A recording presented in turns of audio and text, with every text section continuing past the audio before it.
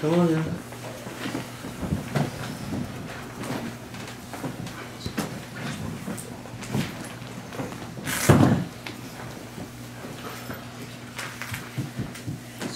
So did anybody have any questions, comments, or otherwise from the last session on chapter 8?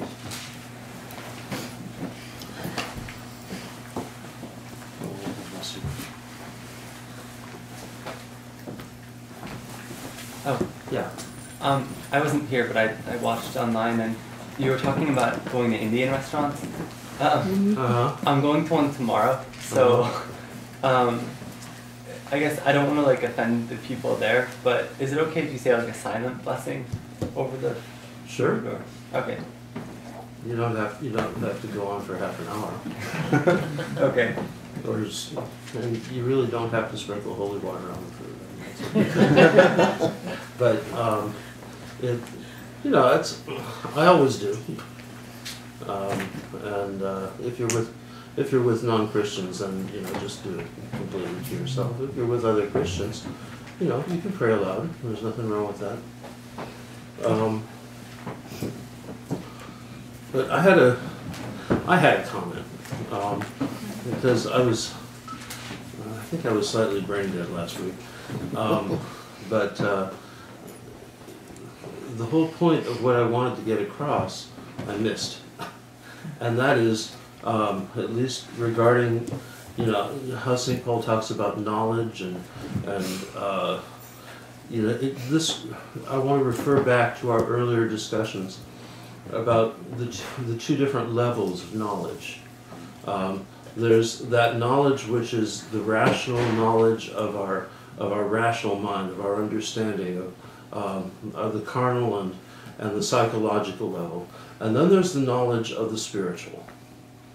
And this, I think, directly impacts what St. Paul has to say in chapter 8. Now concerning these things offered to idols, we know that we all have knowledge.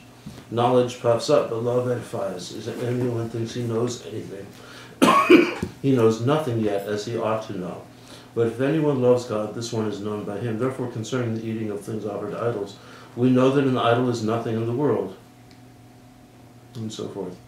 However, there is not everyone that knowledge. For some with consciousness of the idol, until now eat it as a thing offered to an idol, and their conscience being weak is defiled.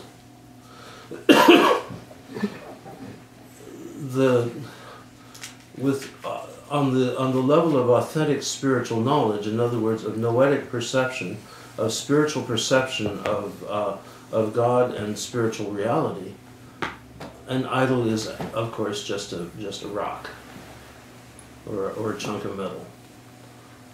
It has there's nothing to it. But when we're operating on this lower level of consciousness, which is also the level of superstition and of all sorts of things, we attribute to, chunks of rock or whatever, all sorts of properties which they don't necessarily have. And so when he says, well,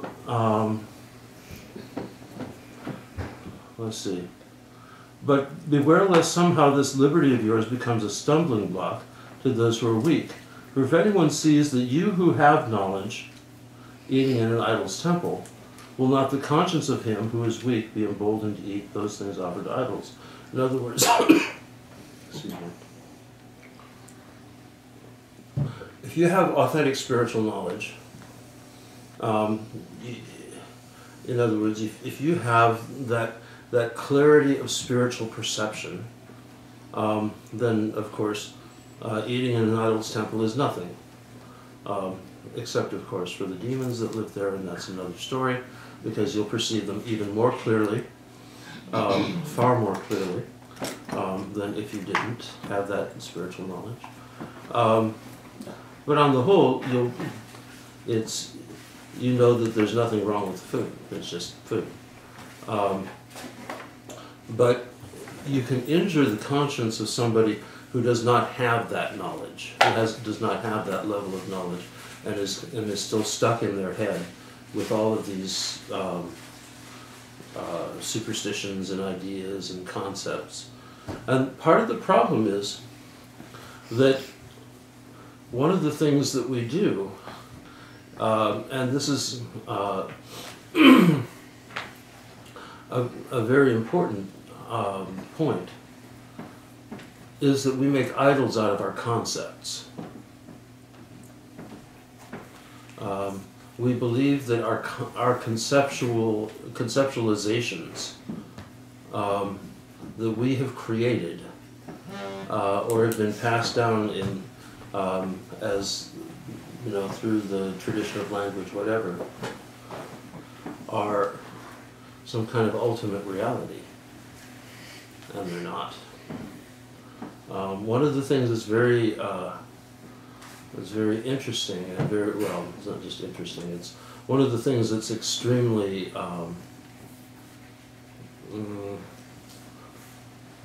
surprising is that there's a certain level of spiritual growth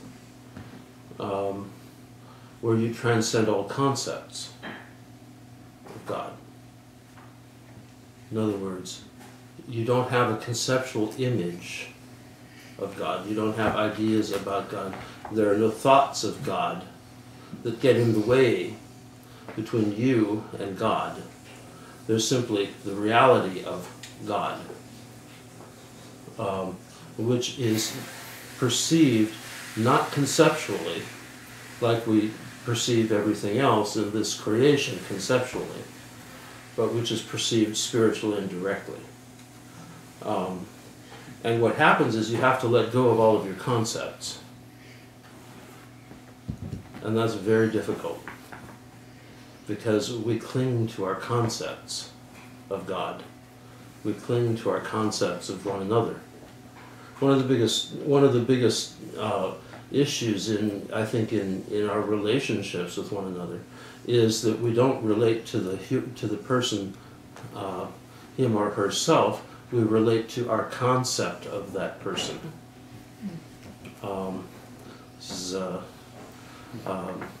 And in doing so, what happens? We project our own stuff.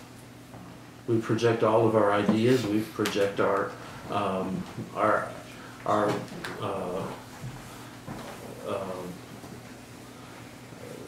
resentments. So that we create this conceptual idea, this conceptual image of this person, which may or may not have any actual resemblance to the person, him or herself. And it's only through authentic personal relationship that we can break through those conceptual barriers and actually live in communion, live in actual relationship to that other. Does this make sense? Yeah. So in a sense, our concepts of God are all idolatry. How often do we find ourselves worshiping our concepts of God? Where our very liturgy itself says God is ineffable, inconceivable, invisible, incomprehensible. In other words, you can't have any concepts of God. You can only have this negative assent by negation. You can only say what you don't know. And that's hard. It's very hard sometimes, because it's very comforting to think that we can understand God. It's very comforting to think that we can understand somebody else, but in reality. Because that understanding, that relationship, and it also brings back, what St. Paul is saying about love. The true knowledge, this spiritual knowledge, is all about love. Knowledge puffs up, but love edifies. If anyone thinks that he knows anything, he knows nothing yet as he ought to know. But if anyone loves God, this one is known by him.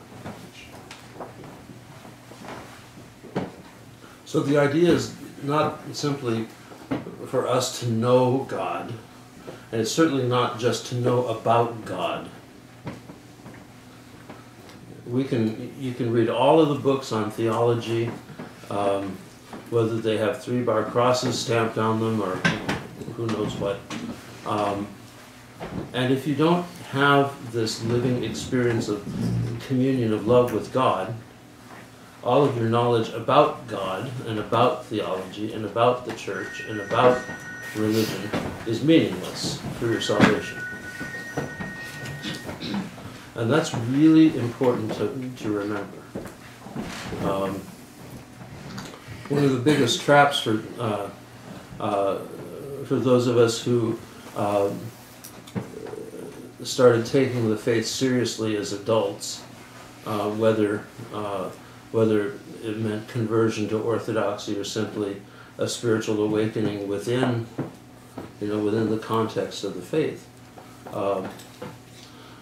we plunge into the literature.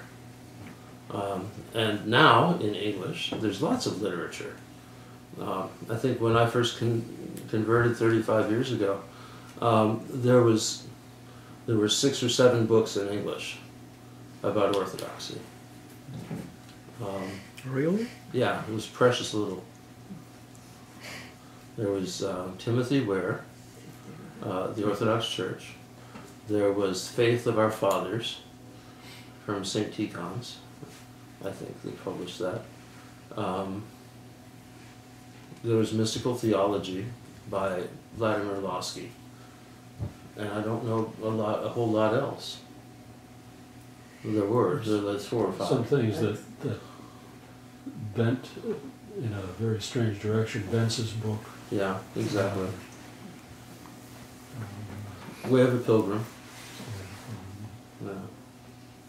There was very, very little. Very little. And so now there's this plethora, so that you can hardly even keep up reading all of this stuff. But just because you've read it, just because you know about Orthodoxy, just because you know about all of these things, that's not our relationship with God, and that's really why it's so critically important to foster that relationship with God through prayer, through confession, through the participation in the sacraments, through an active participation in the spiritual life. Reading a whole library and being a scholar is not going to save you. But living in communion with Christ by the Holy Spirit is what saves us. Yeah. I was reading tonight something that you gave me recently, and it opened my eyes a little more clearly in what the Holy Fathers call the 3 passages as we come closer to God. We first fear Him as a slave. Right. and we are his slave and fear of retribution, then we come to a position where we are working for him. Mm-hmm. And he's our employer. Right. And we fear him. He could fire us, or he could, dock our pay. Mm-hmm. And then we come to that prodigal sonship. And that's where we get to, I no longer fear God, but I love him. And it takes time. I know I see myself in the two previous stages all the time bouncing around.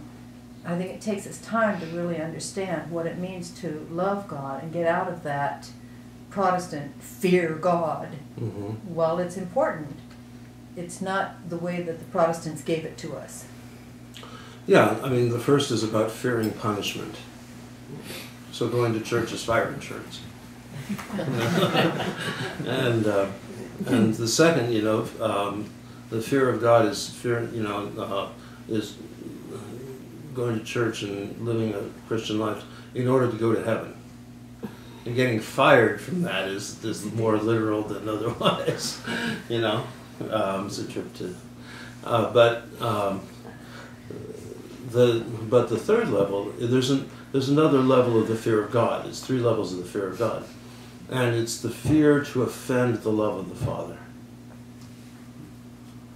And I think that's, because there's still fear. The fear of God is, it's the beginning of wisdom. Fearing God's retribution is not it.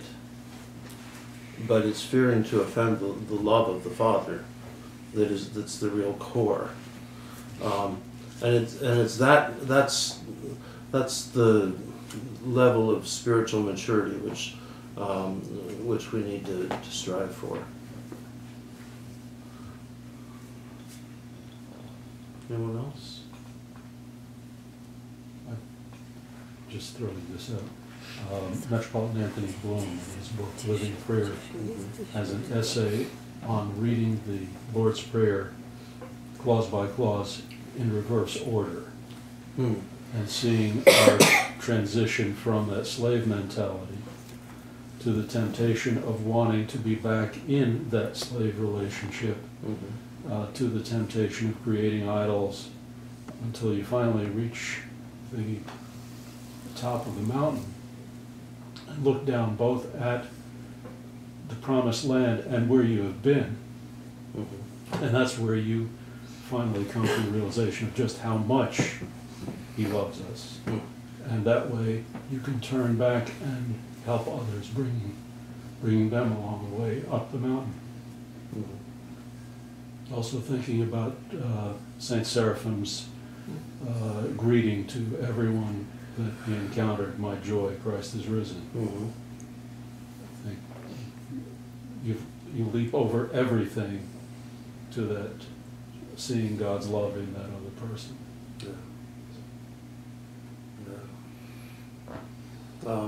Is everybody familiar with Metropolitan Anthony Bloom and his writings? Anthony Soros. Yeah, well worth reading, and it's easily available both in English and in Russian. It's kind of amazing that he had so much influence on the English-speaking world for Orthodoxy. So, shall we go into chapter 9?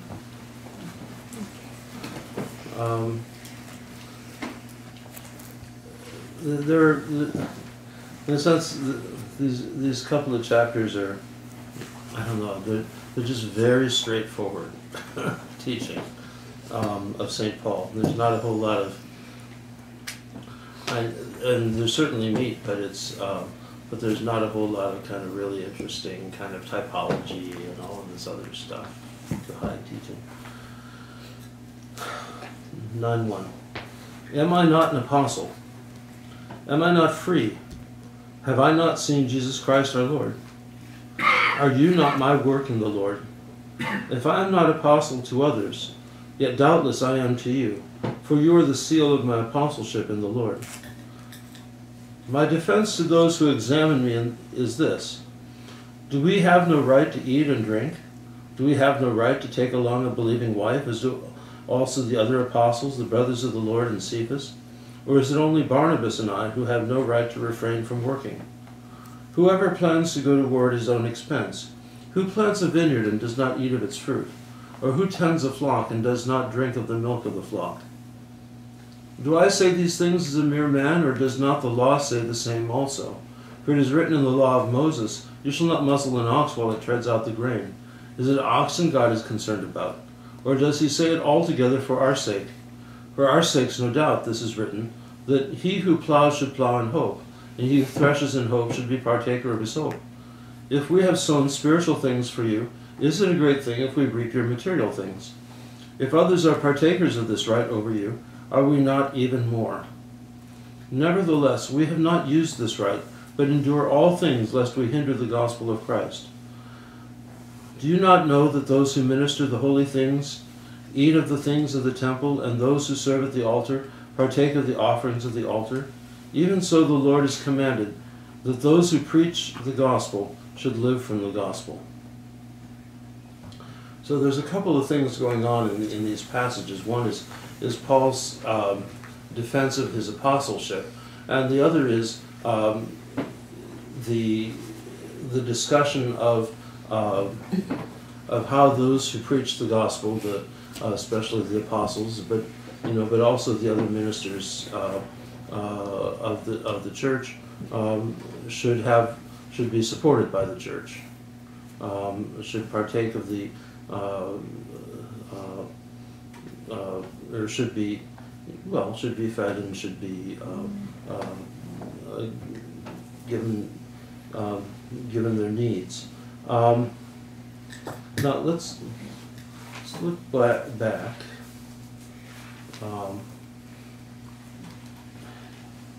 In Acts.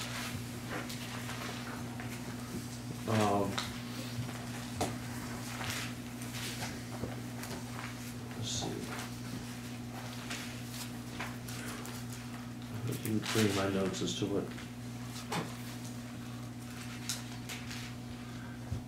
Okay. Acts chapter 9. The conversion of Saul.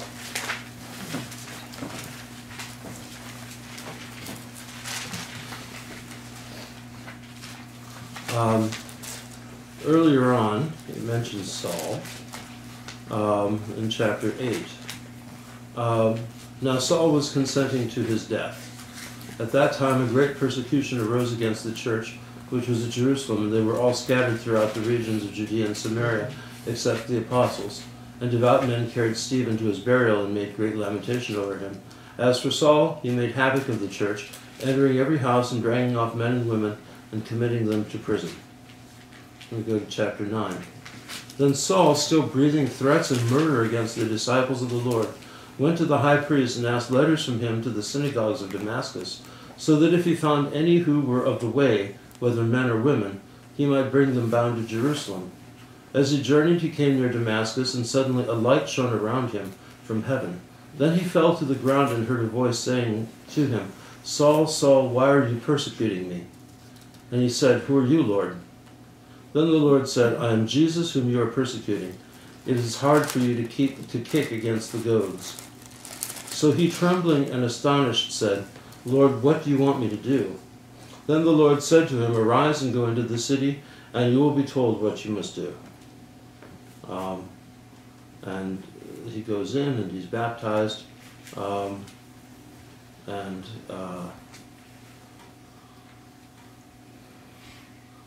so you can read the rest of the story of Paul. But Paul's apostleship was something very different than the apostleship of Peter, James, John, and the other 12. In the first place, Paul never met Jesus while he was before the crucifixion. He was not a disciple. He wasn't a follower of Jesus. He was, in fact, he was probably an enemy of Christ and the disciples at that time. And so he converts, And then it says in another place, I believe in Galatians, that after he converted, he went off to Arabia for several years, in other words, off into the desert to pray and to try and figure out what happened to him in his conversion. And then then eventually he went back to Jerusalem to check out his message with James and the other apostles. At that time, James was the leader of the apostles. He was the leader of the Church of Jerusalem.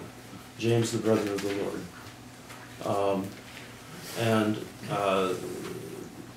Of course, Peter, the kind of apostolic center was Damascus, where Peter was the leader. Antioch, Damascus, and in Syria. And so there was this kind of disagreement between the Jerusalem church and Paul in particular, because Paul was telling people that they didn't have to become Jews. In other words, they didn't have to receive either the sign of circumcision nor keep the law in order to become Christians. Whereas the party of James was saying they had to become Jews, they had to be circumcised, and they had to keep the dietary laws, which included not eating with Gentiles. And so there's that place in the book of Acts where Peter has this dream about eating all of these, where the Lord shows him all of these so-called unclean animals in a dream and says to him, kill and eat. And says to him that nothing that the Lord has made is unclean. And Peter responds, never have I put into my mouth anything that is unclean. In other words, following the Jewish dietary laws.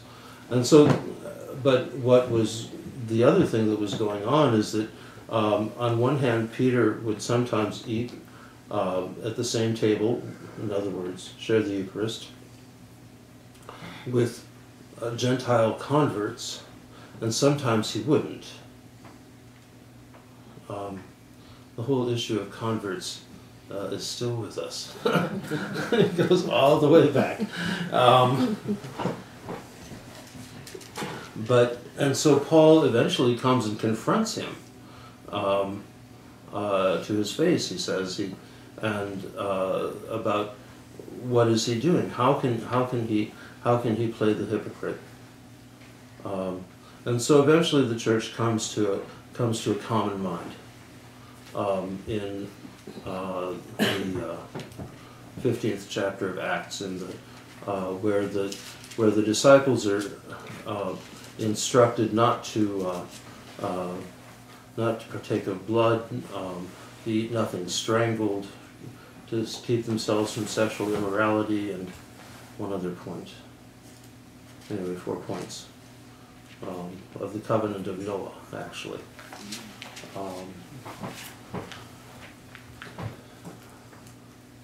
So Paul is a very controversial figure in the early church. I mean, certainly he was controversial because of his past, but then he becomes controversial because what he's teaching and the way he's teaching it is in seeming contradiction to some of the other apostles. One of my favorite authors is this intertestamental scholar, Margaret Barker, who believes that the book of Revelation was not the last book of the New Testament that was written, but the first. And that the 7 letters that are mentioned in Acts going out to the churches of Asia Minor are the 7 letters that are at the beginning of the book of Revelation to those same churches. But they were written against Paul, kind of reflecting an early stage of the church kind of trying to process Paul and his teaching, St. Paul and his teaching. Later, of course, St. Paul becomes fully accepted in his apostleship. This is, there's other arguments, especially in 2 Corinthians and others, about also about Paul's apostleship. But this this text here actually brings out some kind of interesting details of the life of the apostles. The structure of the church at the time was basically that the apostles were roaming ministers of the gospel. They were the 12, and there were the 70. Then there was Paul, and then there was another level. But they never stayed in one place for very long. I believe one of the early texts from those first decades of the church said that it's not a true apostle if he stays for more than 3 days, but keeps on moving. The apostles would visit a community, preach to it, receive believers into the faith, and then would appoint overseers, bishops, and deacons, servants, who would assist the bishop in the celebration of the Eucharist. They would bring the community to a certain level and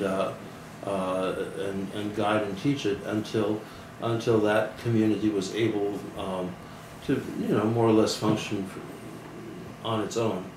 But the role of the apostle was eventually completely taken over by the bishops.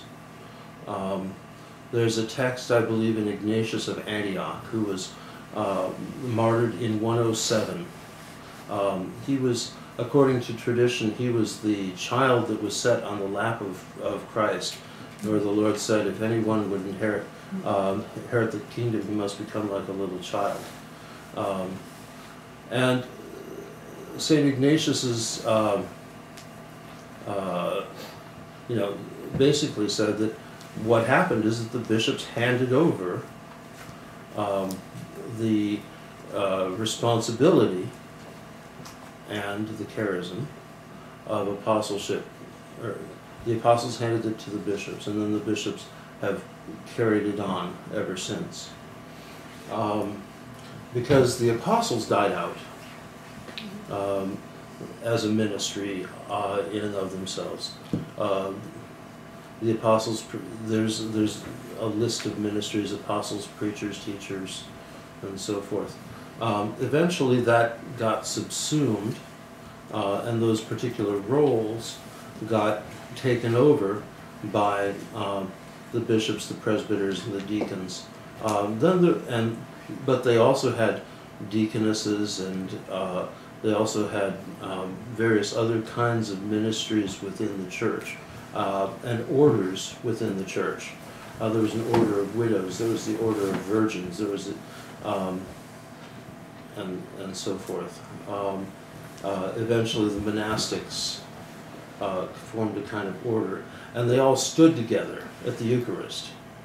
So the church would, not only would have men on one side and women on the other side, but so there would be monastics at the presbyters at the head, and then there would be the monastics, and then there would be the widows, and on and on and on.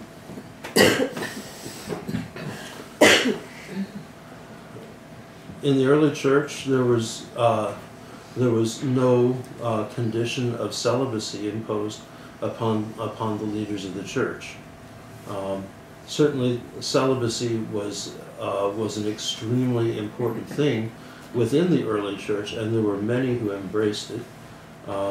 Obviously, after the pattern of our Lord Jesus Christ, of St. John the Baptist, of St. John the Apostle, of St. James the brother of the Lord, of St. Paul, who talks about it quite extensively, as we've talked about. and many others. But others of the apostles, according to this text, took their wives along. And so for the church to support the apostles in their ministry, it wasn't just the apostles, it was their families, their entourage. And so there, I don't know exactly what the particular issue was that that Paul has to bring up. Do we have no right to eat and drink? Do we have no right to take along?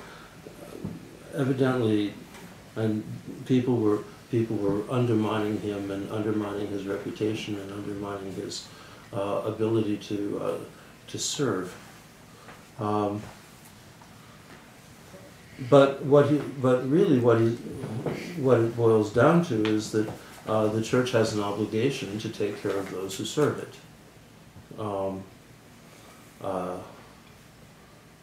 As he says, do you not know that those who minister the holy things eat of the things of the temple, and those who serve at the altar partake of the offerings of the altar? Even so the Lord has commanded that those who preach the gospel should live from the gospel. So it's something that goes back to the very beginning of Christianity. While Paul himself also, as we know from other places in the New Testament, in some places, he made his own living by making tents. But he's essentially complaining that that he should rather be being supported by the congregation that he's preaching to. And even today, I think it's a it's a constant question as to how the clergy are supported.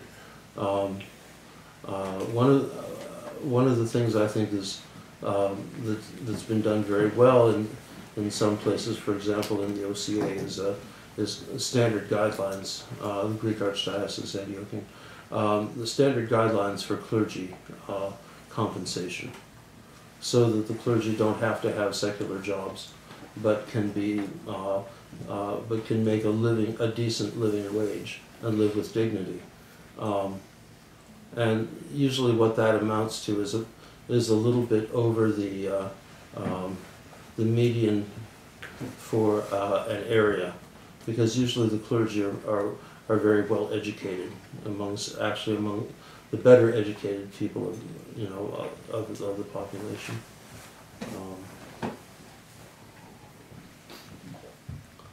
On the other hand, there's great freedom in earning one's own living,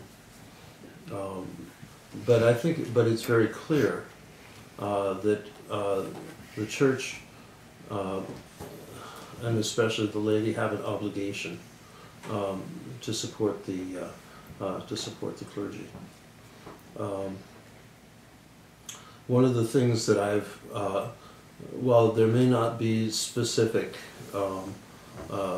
any kind of specific gospel commandment towards it, one of the best ways that I have seen for the support of the church, not just for the salary of the priest, but in general the support of the church's life, is a 10% tithe. And it's hard to start. But once you start doing it, it feels very good. It feels right. The first check you write that month is the 10% off the top of your paycheck to the church, and then charity begins after that. So, in the OCA Diocese of the South, which I hold as a model, tithing is the rule. And now what they're able to do is that the diocese is able to return money to the parishes for the needs of the parishes. Not only are the priests able to generally make a living wage, so that unlike some of the priests, for example, in parts of the Northeast, who have to have food stamps to support their families, which I think is utterly shameful. The church is not exercising its responsibility, but rather they can live with dignity and focus on the ministry of the church. And then there's lots of other needs, of course, financially. And so if everybody puts in a set, a target amount of their income, everybody is equally committed. So if you make $20,000 a year and you're tithing, you're putting in as much as the person who makes $100,000 a year and is tithing. There's a difference in the amount, but you're equally committed. You're equally invested in the life of the church. And that way there's no inequality, in a sense. And certainly, there's the amount is different, but that kind of investment in the life of the church, because the reality is that we put our money in the things that are the most important to us. And if all we do is go to church and pay the dues, the minimal dues, and buy a candle or two, and think that we're being generous towards the church by doing that, we got another thing coming.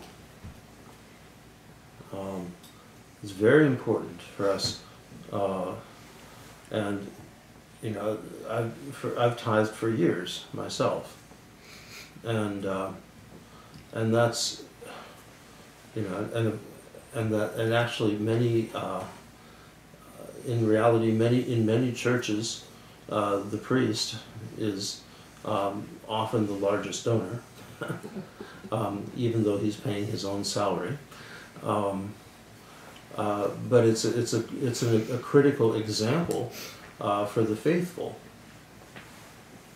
of accepting the responsibility for the support of the church. So it's tough at first. It's not the you look at a check for several $100s instead of the nice crisp 20, or much less anything lower that gets put into the plate. And at first it's difficult, but then you realize that the benefits of it. So everybody's going to start tithing, right? You think I'm joking? No. No, I'm not joking. You see, what we do with our money is as spiritual as anything else. As anything else. And how can we claim to be committed to Christ and His church if we don't put our resources into it? That's one more aspect of how we support the church. And one of the things I'm really hoping is that somehow this idea can get out more into the Russian community, where this is really alien teaching. Now, that doesn't mean that I can tell you there in the South, for example, there are a lot of Russians who have new immigrants who who had embraced this, the practice of tithing. There's even people from even the DPs, that's displaced Pennsylvanians, who have moved to the depths of the South, and who have become enthusiastic advocates of tithing, whereas their parishes are still requiring 25 cents a Sunday as dues. 25 cents a Sunday is going to get you a priest on food stamps and welfare. And that's a shame to the faithful.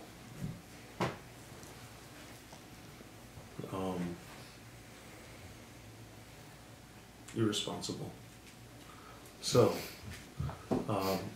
one of the things that's so critical about spiritual growth and spiritual maturity is that it goes hand in hand with the rest of our maturity.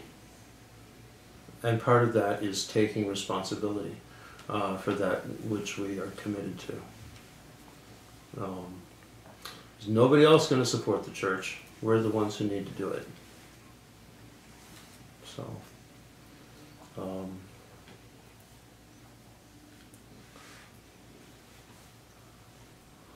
any questions or comments? Anyone horrified at the idea? Thank you for talking about this. Thank you very much.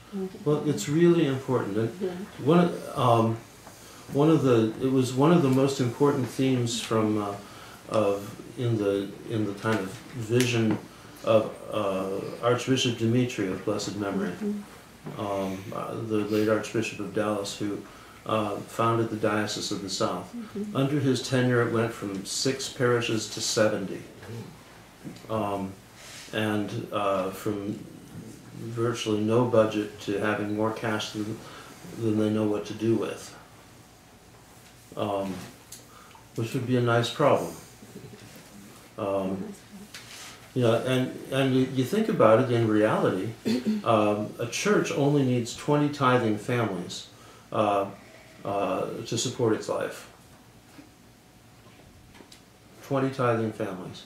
That means that the priest would have a living, probably exactly the median of the parish, and there would be enough money for the expenses of the church, at least equivalent to the priest's salary. In most missions, what happens is that you have to, for a long time, you have to choose between paying the priest and having a building of your own. And in some places the priest wins out, and in some places the building wins out. And when that happens, there's not much growth, and so the mission will fail. Because it takes, especially for a mission, it takes a full time, a priest who's attending to the church very close to full time. Of course, there was one priest that I know who was taking a rather nice full-time salary, and he decided he was going to be Mr. Mom and do homeschooling and all of that stuff, and it's not what he was being paid for by the church. In a sense, the priest isn't being paid for to serve the liturgy. The priest is being paid for all of the pastoral work that he's doing. We're supposed to do. So, but tithing is so important as a fundamental foundation for the building up of the organization of the church, because you need the ministries, and you can't build a church on nothing, and then people donate on top of that.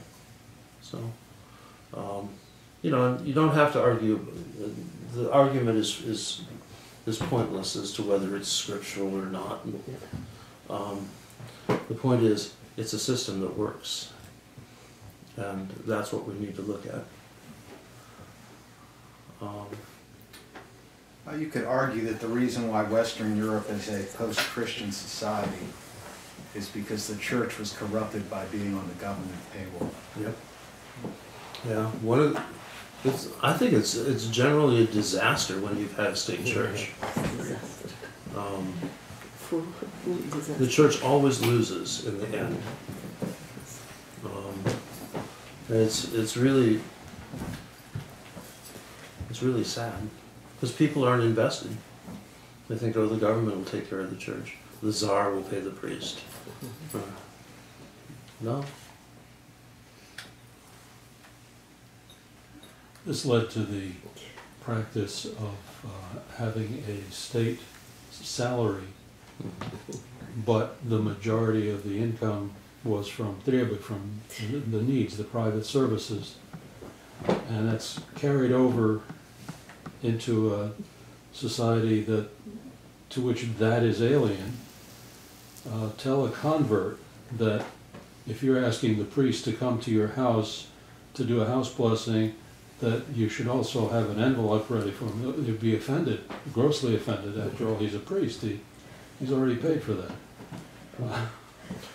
Can't have it both ways. Yeah. There's stories about, especially theophany house blessings, where of course, on one hand, the general tradition is that you hand the priest an envelope and it's fairly substantial. There's one Serbian priest who's made almost his entire yearly income from theophany house blessings. He would pull in $35,000 or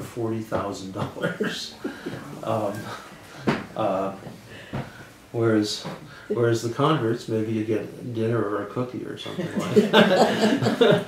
In all fairness, though, that's not strictly a convert phenomenon. There are many who are raised in the church that subscribe to that same philosophy. Yeah. It is not merely the converts. I think we need to educate everybody. Yeah. When we're talking about tithing, I think that many who've been to the church their entire lives also take the church for granted. Yeah. And I think that this discussion needs to be applied to any Christian, not Go just back the converts. Go back to ancient history, 1950s, second wave DPs, not Pennsylvanians, but displaced persons, who worshipped in garages and basements, and every time the collection plate came around, they put in $1, and they still do. They still do. To this day. 50 years later. And even the ones making $200,000 and $300,000 a year. I have a question for you. You've spoken several times now about tithing and how we use our money as a spiritual as well as a material activity. Would you characterize, and I think you've already answered this, but I want to ask the question explicitly, tithing on the one hand as opposed to donating when a cause is brought to the attention of the faithful? Looking at our parish, for example, I believe there are many that fall into the category of the $1 a week Christian. But these are the same people that if a need is expressed from the AMBO, will write out a $1,000 check. Is there a difference spiritually between these two activities, between the ongoing giving that is tithing and the giving for a specific spiritual cause when it's brought to the attention of the faithful? I think there is. I think the tithing is that we need to have a constant, regular, ongoing financial commitment to the church that we feel. You feel it when you tithe. You may not be able to go out to dinner 4 nights a week. You may have to go only 3 nights a week or whatever, or whatever it is. It's also very important, for people to be able to make those large, extraordinary contributions, and that's a great thing too. Now, there's another aspect to some of those contributions. We have to sometimes in some churches they'll list the donors and the amount that they donated. Well, you've got your reward. You got it. It's nice. It's a great thing. It's very helpful. But you got your reward. If we act according to the gospel, where the right hand doesn't know what the left hand is doing. In other words, you write out your check in secret, and you don't publicize it, and you don't want a tag attached to it. You don't want your name engraved, you know. No. Then that's much better.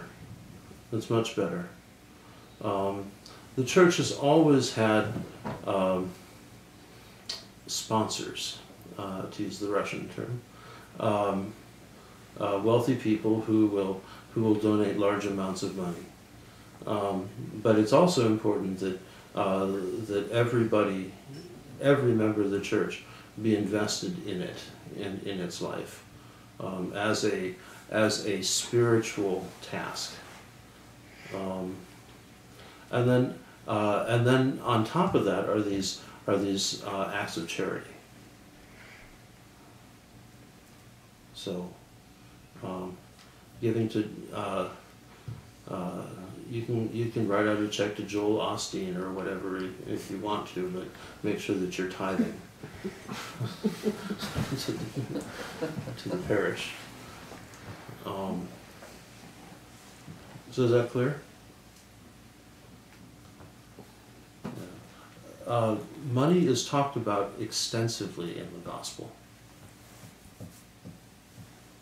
You know, go through. Has everybody? Do you all know what it means to do a word study? Everybody, anybody who's been a Protestant knows what it is to do a word study, or been to a Protestant Bible. It's where you go up and you look over all of the various ways that a word is, where a word occurs, and go through and look at money. It's very interesting. Huge amounts of Jesus' teaching are about money and what we do with our money. And so, and it's not. This is not just about salary for the priest. This is about all of the different things. If you look at the early church, say for example, they had the order of widows. Well, you can read about the order of widows in various places in the New Testament. There's not much other record of it that I know of. But the church was supporting these communities of older women. In other words, they would pay their rent, and they would pay their, food, and they would take care of them. And the women in turn would do things to help support the life of the church. I think we need to do that again. We need to have these kinds of outreach ministries. I wonder how many single women are there in this parish who are older, who are struggling, who maybe are stuck on, only have Social Security, who can barely afford the rent, and it's a question of, do I pay the rent or do I buy the medicine, or do I eat? I bet there's quite a few people in this community. What if the church were to decide to come together and decide we want to provide, or we want to enable these women to live together in a community, and to help support them so that they could have their ministry of love, in other words, being grandma, could be extended to the whole community. And what a beautiful thing. What a beautiful thing. I have a specific project in mind that I call a St. Tabitha house, from the gospel. But, but these communities of widows were the beginnings of what turned into monasticism. There were the lone ascetics in the wilderness. I mean, John the Baptist, even Jesus did that for a bit, and Paul did that as well. But the community monasticism has been at the very heart of the church from the very beginning, especially in the communities of widows. That was an obligation taken on by the church. Later in Byzantium, it's very interesting. If you right now we do the proscomedia, where the gifts are prepared just over on the side of the altar. But it used to be a separate building where they would, like a sacristy called a scevophylakion, where they would, where people would come before liturgy and bring offerings of bread and food and all of this other stuff, and they, you know, and the prosphora loaves. You know how in Greek churches people will still bring, will make prosphora loaves at home and then then bring them to the church, and then they're distributed. Well, this was done en masse, so that the church actually became a distribution center for those who were in need. They would take the best loaves, use them for the Eucharist, you know, that still had the seals that were visible, you know, and things like that. And if the seal was bad or something else, give it, you know, you give it away. It's bread to be eaten. And so, you know, there was always this ministry of charity coming out from the church, and so on one side of the scevophylakion you would have the place where the chalice and the paten were prepared, and in the great entrance it was an outside great entrance. They would go around to the front of the church and in the door.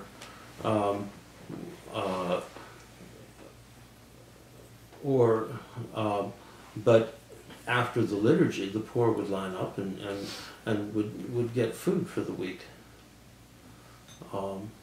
So that all these kind of ministries that have been supported by the work of the church. And one of the things that is, our churches are gravely impoverished. I'm not talking about financially necessarily, by not doing that hands-on outreach ministry.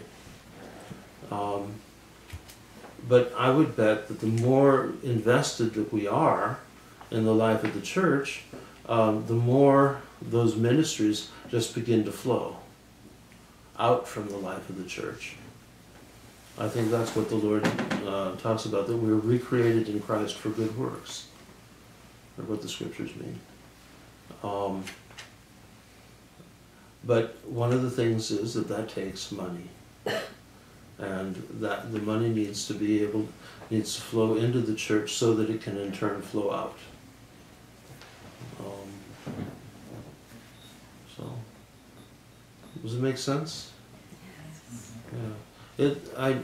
I think very often we really don't sit down and think it through.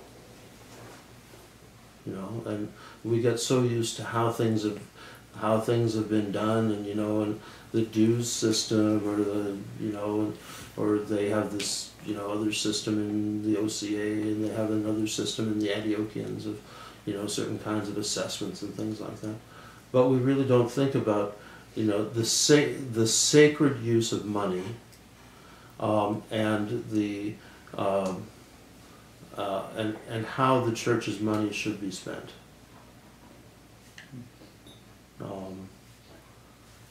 In the right way. So,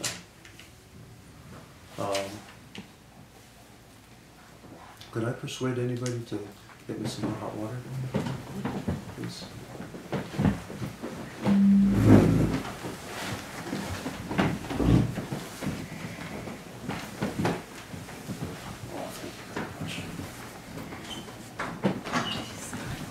So we're at verse 15.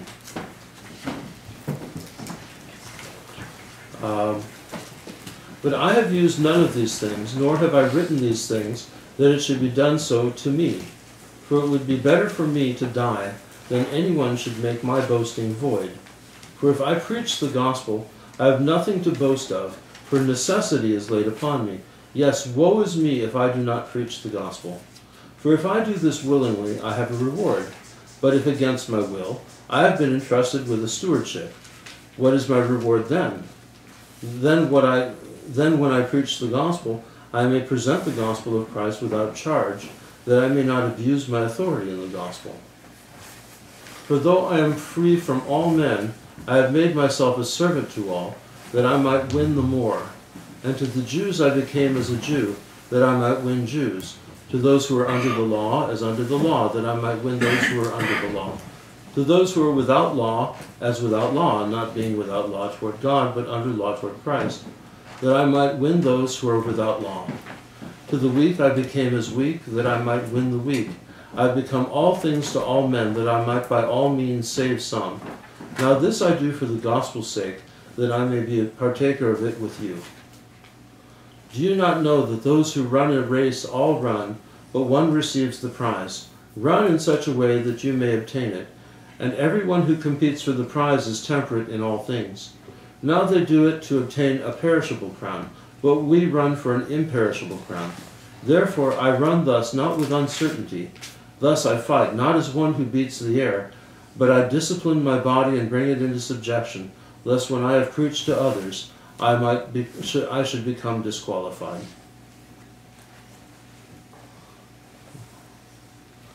I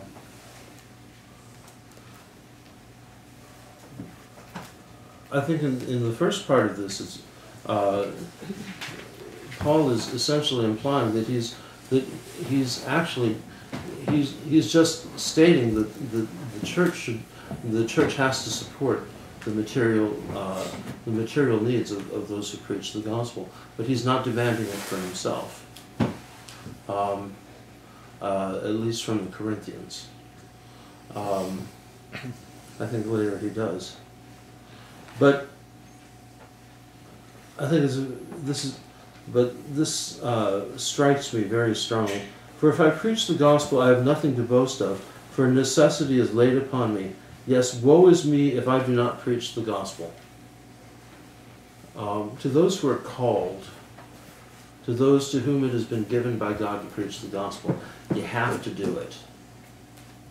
You don't have any choice. It's who you are, it's what you are, it's your whole life. And you're betraying yourself, and you're betraying God, and you're betraying who you are and your calling if you don't do it. So, who else has that calling here?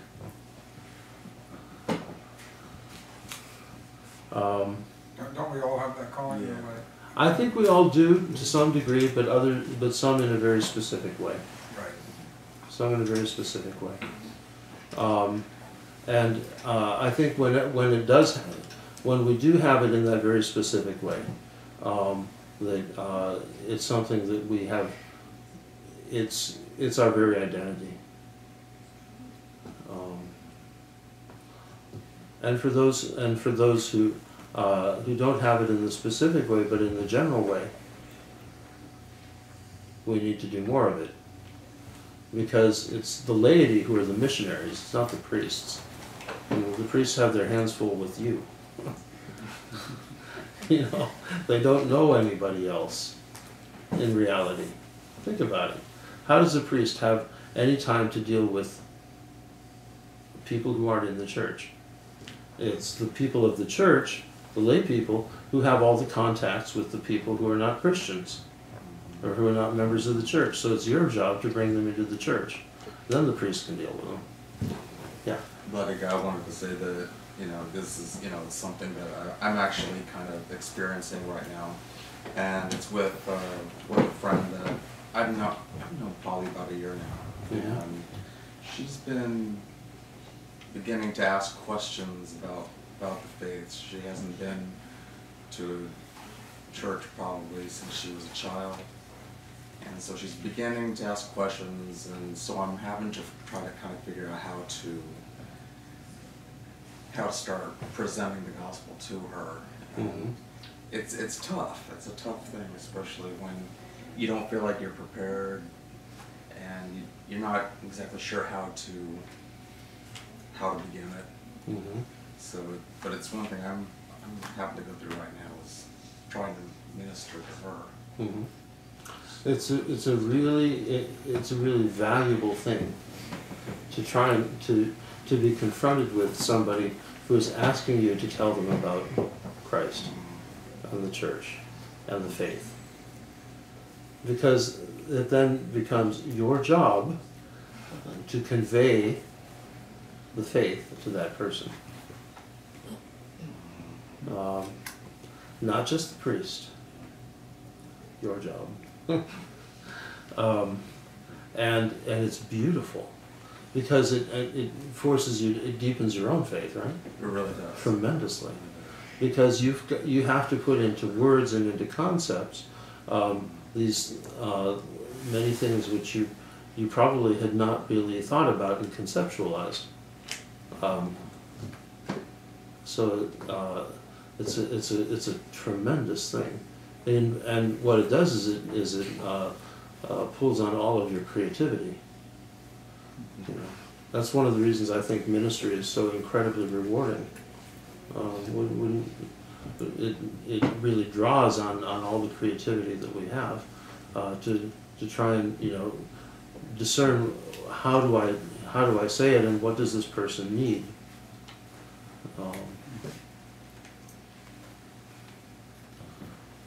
And so Paul's answer to how to do it, well, to the Jews I became a Jew. I was as the Jews, to the circumcised as one circumcised, to one under the law as one, to become all things to all men, that I might be by all means save some. To the Russians I became a Russian.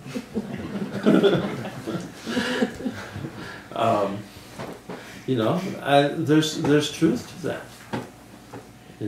You identify with the person so that you can convey the gospel to them, because how else are you going to understand them otherwise? And what is that except a gift of love? That you go outside of yourself in order to do this. Yeah. But as you said, it should be your calling. Or what if it is not your calling, and you put everything in the wrong words and you actually mislead the person? My guess is that God will help you. And that if somebody comes up to you and asks you, that means that God is calling you to do that. Very seriously. Very seriously. God, it's an amazing thing how God leads people to you, to us, as a means of helping us to grow. And I particularly noticed this when I was a young abbot in very young spiritual father, kind of an oxymoron.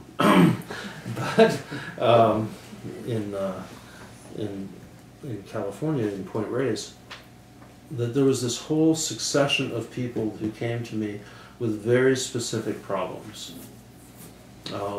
that forced me to dig into the tradition and into the literature to figure out and consult other how to address these particular problems. So it started out with toxic shame. Somebody dealing with this horrific toxic shame, and so I just plunged into it. Both in the psychological literature, and then once I understood it, and into the patristic literature, and so that I could then translate the patristic literature into contemporary language, and not the kind of scholarly Greeklish, that nobody understands. Thank you very much. So then after toxic shame, I think it was 12 addictive issues, and then I got deeper and deeper into patristic psychology, and there were these.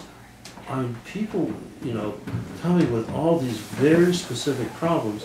It was just like sent by God to force me to learn to gain the tools that I needed to be able to deal with them and with other people, because all of these problems are so common that we all share them to one degree or another.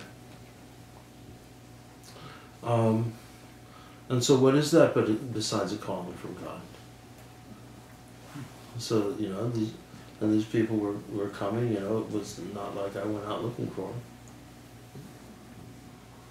So, I would bet Father John has had the same experience to some degree.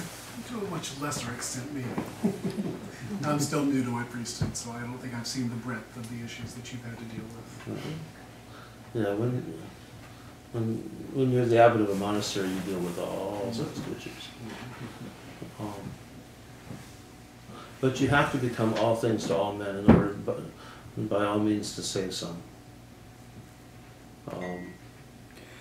Does that mean that it is better to wait for answers than be proactive? No. It kind of works together in synergy. Your proactive stance and waiting for the answers, it works together. And you seek something, then God brings the answer, and it's an answer that provokes a whole lot more questions, and so it's this kind of process. Monique, I didn't hear the question or the comment. What would you just ask or say? Oh, the question was: is it better to wait for questions rather than be proactive? Oh, okay. It sounds like I maybe... think that, forgive me, I think that the Orthodox understanding of what it means to missionize is fundamentally different. And I think that there's a divide in many things between Eastern Christendom and Western, and this is an area where that fault line becomes especially evident. In the West, when we think of a missionary, we think of somebody who is going out and doing something. Mm-hmm. You know, he's proclaiming the gospel, he's handing out tracts, he's engaging in an activity. I think to the East, it's more a matter of us seeking first to live the gospel. Mm-hmm. And in living the gospel, we become living witnesses to Christ, and that becomes our primary missionary activity, regardless of what else we may do. Sure. Whether we be priest or layperson, I think that first we seek to assimilate what it is that the church gives to us. We seek to incorporate that into our lives. We seek to live that. And it's that living witness that is the primary missionary activity. And it's the foundation for everything else that we do. So then, if we want to go out and teach, if we want to go out in the case of the greater clergy and preach the gospel as we're enjoined to do, all of these things are predicated upon first seeking to live the gospel. And if we're not living the gospel, if it's just a book that we read but don't seek to live by, then our missionary activities really aren't going to come to fruition because they're not based in Christ. And I think that we have to understand missionary activity in that vein before we can understand how the specific charism that God may have given to us can become active in our lives. Mm-hmm. I would add to that a little bit. There's actually a very good little book called The Missionary, something like The Missionary Strategy of St. Patrick. And it's all about how St. Patrick converted Ireland. Well, if you read through it and you compare that to, say, how St. Sergius of Radonezh converted northern Russia, you see an identical strategy. And in fact, St. Patrick was using the strategy of the Eastern Fathers, and that is that people would come and be exposed to the Christian community, and would be invited to enter in, probably fed, first, culinary evangelism, it's been around forever, and treated with love and respect.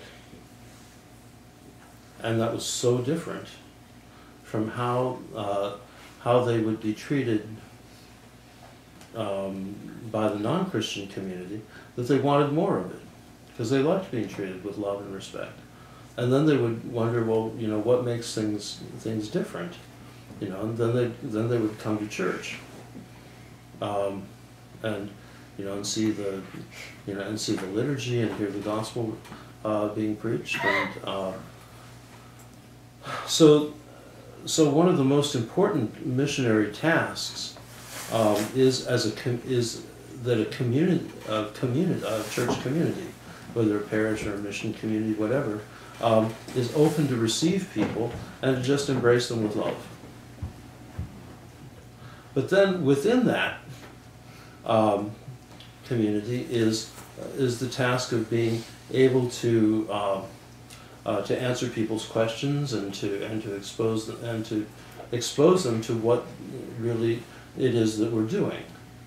Now there's a couple different levels of that. Obviously there's always been catechetical instruction, sometimes by the priests or the deacons, and sometimes led by laity. But then don't forget the extremely important ministry of being a godparent or a sponsor. This is not just the ministry of being godparent of holding the little baby while it's being baptized, and which is nice, but it implies a lifelong commitment. But it's the ministry, especially among adults, of being able to help guide somebody as they embrace the Orthodox faith in a living way, which is not just the task of the priest to instruct. It's not just the task of the catechist. It's the task of the godparent to help impart the faith, and to be there as a guide and a companion along the way. And so when we enter into that kind of relationship with somebody, what we do is that we impart the living experience of being an Orthodox Christian, because you can't just get it from books. You can't get it sitting in class. Orthodoxy is experiential, right? It's not just about what you do in church either. It's about how we live our lives in light of the gospel message. How do we fulfill the disciplines of the church in a very realistic way? Well, some things you're going to ask the priest about. Some things you're not. You can ask your godparent. And that's a really important and valuable ministry of the church, and a crucial part, I believe, of our method of evangelism. Because it's one thing, to kind of tell people, "Oh, come and see the Orthodox Church," but it's another thing to be able to actually answer their questions, and to be able to accompany them as they enter into deeper and deeper into the faith. And so one of the things that's really important as lay people is to know the faith and to be able to convey it. It's not just for the clergy. It's for everybody. Now, the clergy have a very specific role in that, and that's very important. But everybody needs to be able to, to talk about, to intelligently talk about what it means to be an Orthodox Christian. So, would you agree or expand? Yeah? Okay. 4 minutes. So last little bit. Do you not know that those who run in a race all run, but one receives the prize? Run in such a way that you may obtain it. And everyone who competes for the prize is temperate in all things. Now they do it to obtain a perishable crown, but we for an imperishable crown. Therefore I run thus, not with uncertainty. Thus I fight, not as one who beats the air, but I discipline my body and bring it into subjection, lest when I have preached to others I myself should be disqualified. We have to look at the spiritual life as a race, not a competitive race. We're not competing with each other to see that I will receive salvation and somebody else won't, but rather we have to have that ascetic attitude to keep ourselves focused on running the race and keeping ourselves in line, so that we don't, so that we have the energy and we have the discipline to continue, no matter what comes. Hardships and temptations are going to come. Are we going to endure? We have to ask ourselves. And that's all a matter of this, of living this complete commitment of our lives to Christ and the Church. So, harking back to a couple of lectures back, we were discussing his preference for the celibate life, but acknowledging that one can persevere in married life. That term, running the race, askesis, it's the same process. We're all running in that race. And, that's a lifelong commitment. Absolutely.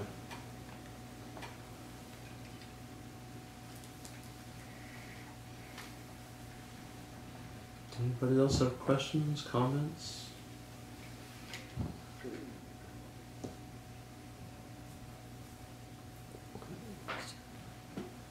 Okay. I have a comment about you earlier talk about salary, priest on salary. There is another side, I think, of this. When priest on solid salary with parish, is it in danger that parish can or parish council can dictate to priest what to do, what not to do, or fire priest if they don't think that he is too tough to them, or something like that.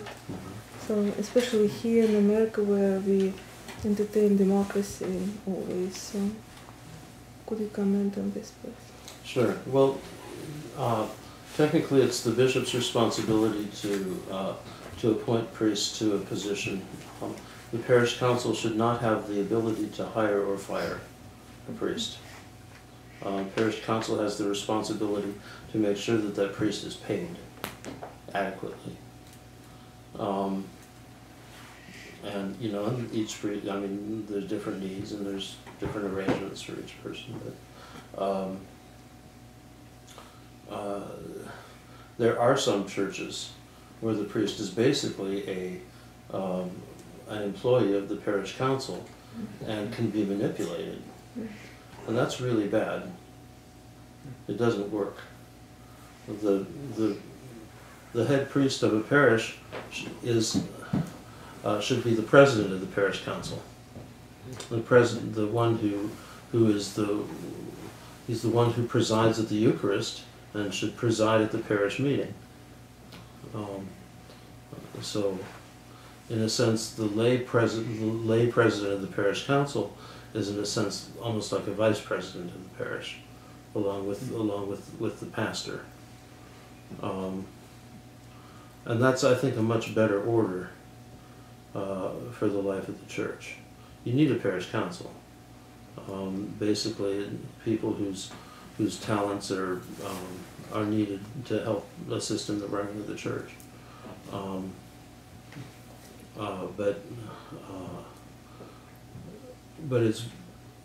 But when it comes to the hiring or removal of a priest, that's ultimately the bishop's decision. Yeah. Do we need a parish council? I mean, it seems like everywhere else they don't really have a parish council. Couldn't we, can't there be persons actually hired by the church who function and take care of the church rather than having a parish council? Well, it depends. I think, for example, there's a basic canonical principle that a bishop should always have a steward or an economos. In other words, like a chancellor or somebody, so that the bishop doesn't handle the money. That's in the canons. I think the same thing applies in a parish. I don't think the priest should not take the offering, do the counting, and take it to the bank. You know, that should be somebody from among the laity. It doesn't have to be a CPA, but you know, but somebody who's competent to do that kind of thing. But couldn't it be someone who's hired to do that rather than someone who's No, not doing that in a for fun? current church. It's better. I think it's better, you know, for people to volunteer to do things like that. Also, you know, with the parish council, it's really helpful to the priest if he knows that somebody can say take care of certain. He can appoint people to take care of certain kinds of things, whether it's the material, whether it's the bookkeeping, or whether it's the material upkeep of the community, you know, of the buildings or whatever.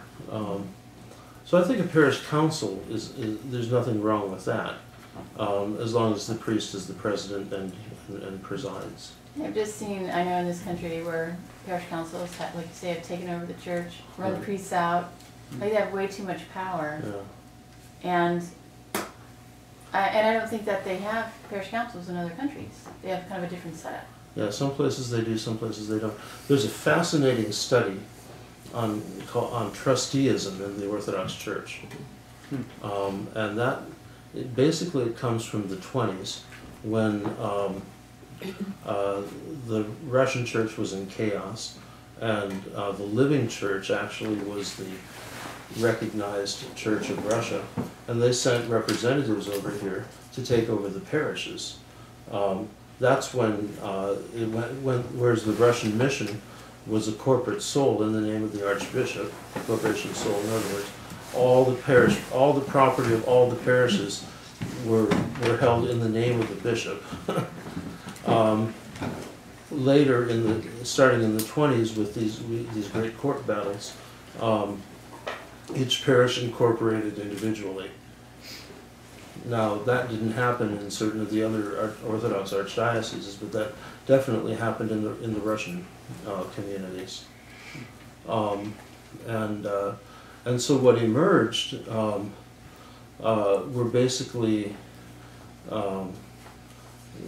these elected boards of laity who were who were the trustees of the parish, who essentially operated it like an ethnic club,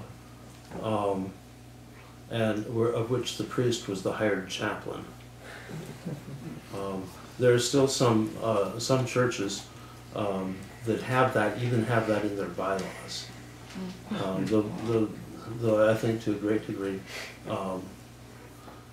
most have tried to purge that because it's outrageously dysfunctional. And it's contrary to the order of the church. On the Cathedral website, there's a really good essay about this by Father Victor, which it mainly focuses on a division that he sees internally within the life of Orthodoxy between more what he describes as modernizing parishes and more traditional parishes. So his aim, of course, would be for this parish to be much more traditional, but he talks quite a lot about the debate over how much influence and power elected parish councils should have.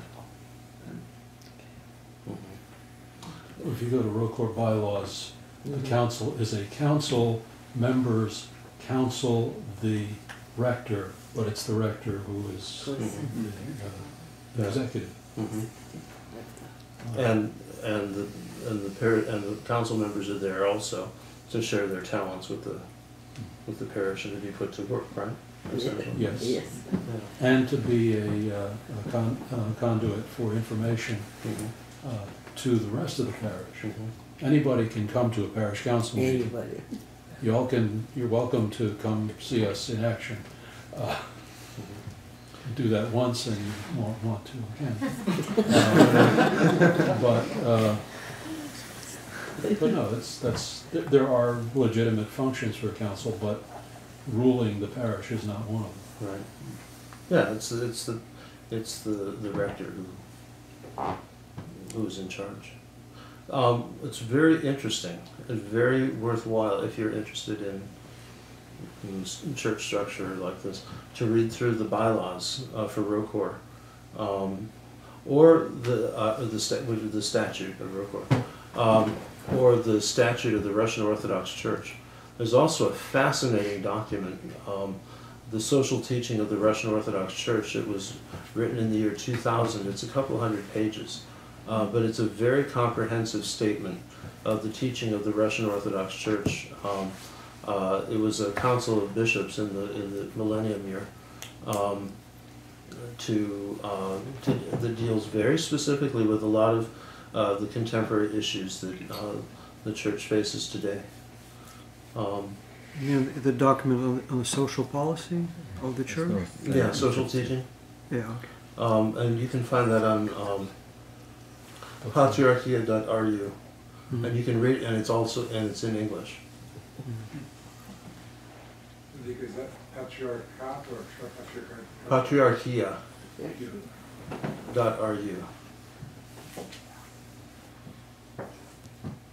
And you can also get their mospat.ru.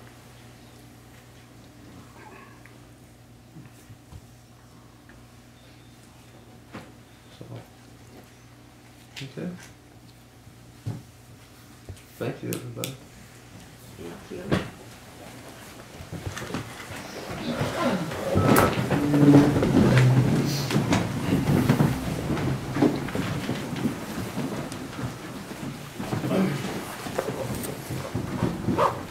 It is truly me to bless thee, O Theotokos, ever blessed and most pure in the Mother of our God. More honor, O than the cherubim, and beyond compare more glorious than the seraphim, without dividing the greatest worth to God the Word, through Theotokos we